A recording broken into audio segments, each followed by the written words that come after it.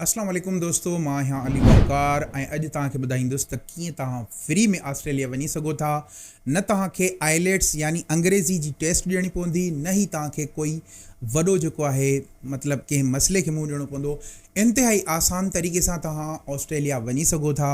इंतिहाई आसान, छो जो गुज़िरियल कुझु 3-4 ॾींहंनि खां इहा बिल्कुलु पकी न्यूज़ हले पई ऐं पूरी दुनिया जी मीडिया ते इहा न्यूज़ हले पई त ऑस्ट्रेलिया जेको आहे वीज़ा जेको आहे फ्री ॾिए थी पई। ऐं ऑस्ट्रेलिया जे अंदरि अगरि तव्हां लेबर शॉर्टेज खे ॾिसी करे वञो था त पोइ बि तव्हांजी पाकिस्तानी कंहिं भले डॉक्टर खां जेको आहे पघार वधीक हूंदी। दोस्तों, बहितरीनु तव्हांजे लाइ मौक़ो आहे। अगरि तव्हां इन मौक़े जो सही तरीक़े सां फ़ाइदो वठो था, ऑस्ट्रेलिया जे लाइ अप्लाई कयो। लिंक जेको आहे मां तव्हांखे डिस्क्रिप्शन जे अंदरि ॾेई छॾींदुसि।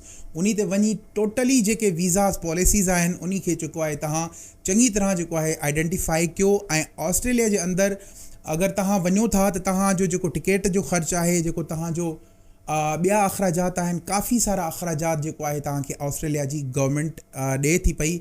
ऐं तमामु ईज़ी मेथड आहे इन खे अप्लाई करण जे लाइ। इन खे अप्लाई करण जे लाइ सिर्फ़ु डिस्क्रिप्शन में जेका लिंक आउं तव्हांखे ॾियां थो पियो, उन खे जेको आहे लिंक खे फॉलो कयो ऐं उन लिंक ते वञी करे तव्हां इहो जेको स्ट्रक्चर आहे सॼो जेको आहे पढ़ी करे चङी तरह सां उन खे पोइ जेको आहे तव्हां ऑस्ट्रेलिया जे लाइ वीज़ा अप्लाई कयो। अगरि तव्हांजो नसीबु आहे त ऑस्ट्रेलिया तव्हांखे वीज़ा ॾींदी। उन खां पोइ जो प्रोसेस ईअं आहे त तव्हां ऑस्ट्रेलिया जी जेका गवर्नमेंट जी ऑफिशियल वेबसाइट आहे उन ते उहो वीज़ा जेको आहे तव्हां जमा कराईंदो। उन खां पोइ तव्हांखे हितां पहिरियां पाण खे जेको आहे टिकेटूं वग़ैरह जेको बि ख़र्चु आहे तव्हांखे पाण करिणो पवंदो। उते पहुचण खां पोइ जेको तव्हांजो एम्प्लॉयर आहे उहो जेको आहे ऑस्ट्रेलिया जी गवर्नमेंट खे जेको आहे एप्लीकेशन ॾींदो त हीउ जेको पाकिस्तानी या इंडियन जेको आहे आयो आहे, ही जेको आहे मुंहिंजे बिहाफ ते आयो आहे ऐं हिन जेको आहे ऑनलाइन अप्लाई कयो हो ऑस्ट्रेलिया जी गवर्नमेंट खे। हाणे ऑस्ट्रेलिया जी गवर्नमेंट जेको आहे हिनखे वीज़ा फ्री में ॾिनी आहे।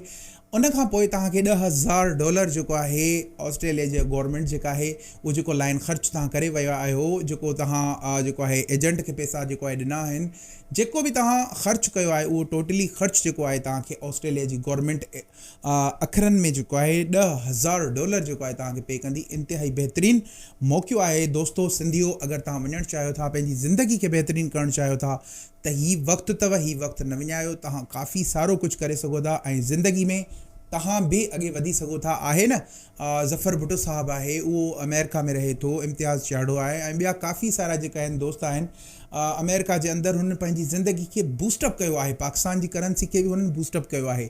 छो जो अगरि तव्हां ऑस्ट्रेलिया वञो था त ऑस्ट्रेलिया जे अंदरि तव्हांखे ॾिसो न, तव्हांजी जेका करंसी आहे ऑस्ट्रेलिया जी, उहा अगरि पाकिस्तान जे अंदरि अचे थी, डॉलर जी शिकिल में अचे थी, त तव्हांजी करंसी बि बूस्टअप थी थिए।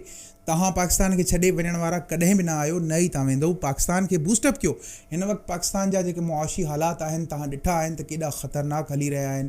पेट्रोल जी क़ीमत खे तव्हां ॾिसो, खाद्य खुराक जी क़ीमत खे तव्हां ॾिसो, केॾो हिकिड़ो क्राइसिस हली रहियो आहे दोस्तो। अगरि तव्हां इन क्राइसिस जे अंदरि तव्हां पंहिंजे मुल्क जे लाइ निकिरंदो त ज़रूरु तव्हां बि कामयाबु थींदो, तव्हांजो मुल्क बि जेको आहे सुरखरू थींदो ऐं तव्हांजो मुल्क बि तव्हां ते नाज़ कंदो।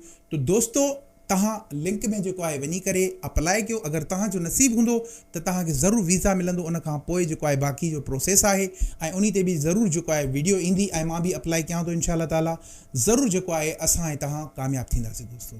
मुंहिंजी वीडियो पसंदि आई हुजे त वीडियो खे लाइक ज़रूरु कजो ऐं अगरि तव्हांखे थोरी बि वैल्यू मिली हुजे, ॻाल्हि वणी हुजे त मूंखे दुआ ज़रूरु ॾिजो दोस्तो।